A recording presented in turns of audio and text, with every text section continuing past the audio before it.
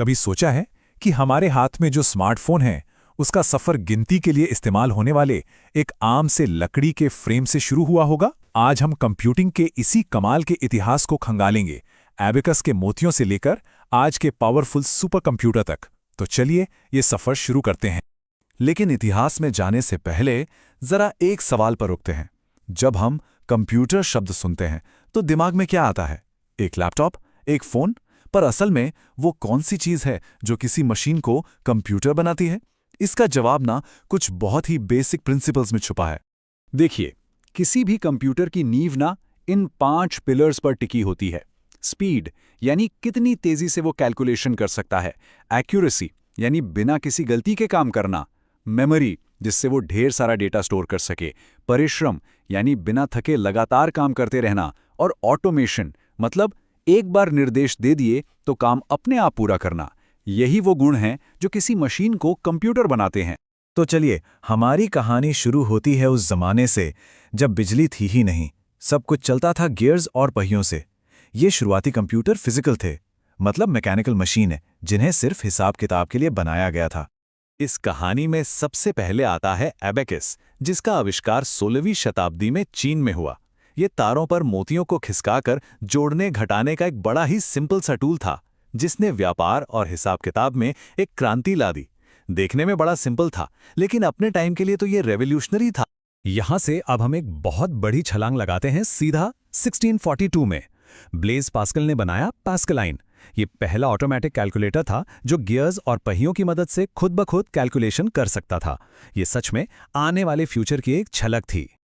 और फिर एंट्री होती है चार्ल्स बैबेज की, जिन्हें हम फादर ऑफ द कंप्यूटर भी कहते हैं।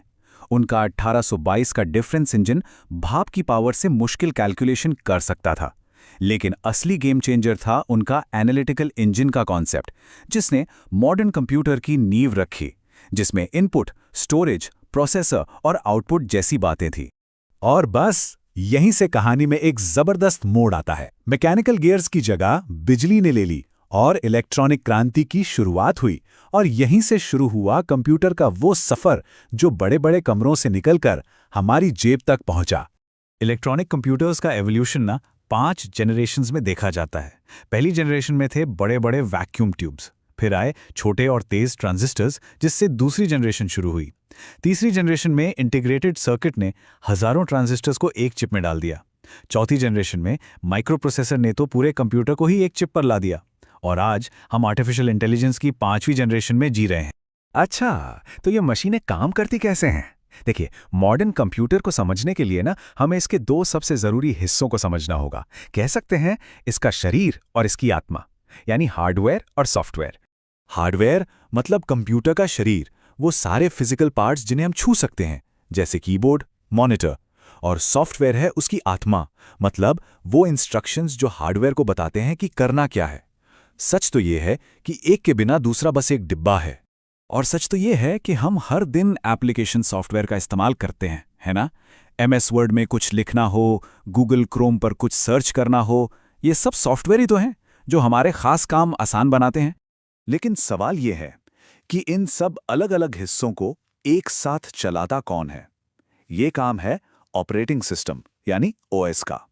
वो एक ऑर्केस्ट्रा के कंडक्टर जैसा है, जो ये पक्का करता है कि हार्डवेयर और सॉफ्टवेयर सब मिलकर एक साथ एक धुन में काम करें। और OS हमसे बात कैसे करता है?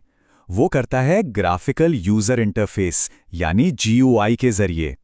ये वही स्क्रीन है जिस पर हम आइकन्स और विंडोज देखते हैं। सच पूछो तो GUI की वजह से ही कंप्यूटर चलाना इतना आसान है। बस क्लिक करो और काम हो गया, कोई कोडिंग नहीं। तो इतना लंबा सफर तय करने के बाद हम आज कहां पहुंचे हैं? चलिए देखते हैं कि कंप्यूटिंग की ये विरासत आज की टेक्नोलॉजी को कैसे शेप कर रही है। आज की दुनिया डेटा से चलती है ना?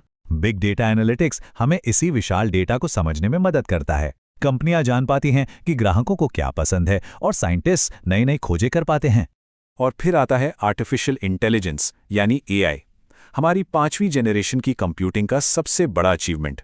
आज मशीनें सीख सकती हैं, सोच सकती हैं, वो काम कर सकती हैं जिनके लिए पहले सिर्फ इंसानी दिमाग की जरूरत पड़ती थी। अब कंप्यूटर सिर्फ स्क्रीन पर ही जानकारी नहीं दिखाते, 3D प्रिंटिंग जैसी टेक्नोलॉजी के साथ कंप्यूटर के निर्देश अब असल दुनिया में फिजिकल चीजें बना सकते हैं। ये डिजिटल और फिजिकल दुनिया के बीच की लाइन को बिल्कुल धुंधला कर रहा है। तो सोचिए, एबैकस के मोतियों से लेकर आर्टिफिशियल इंटेलिजेंस तक ये सफर कितना कमाल का रहा है ना? कुछ ही दशकों में हमने वो तरक्की कर ली है जो पहले सदियों में भी नहीं हुई थी।